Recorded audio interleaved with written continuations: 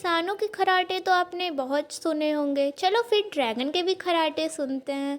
ये ड्रैगन इतना गंदा खर्राटा मारता है ना कि इंसान तो इसके सामने कुछ भी नहीं है, वो अपने नाखून से कुचल देगा इंसान के खर्राटों को।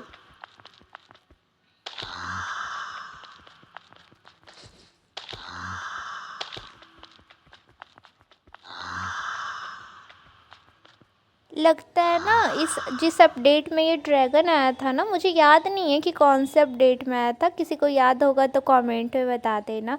बट जिस भी अपडेट में आया था लगता है बहुत कुटाई की सभी लोगों की इसने, पंख से उड़ उड़ के, इसीलिए घोड़े बेच के सो रहा है बेचारा। सोने दो सोने दो।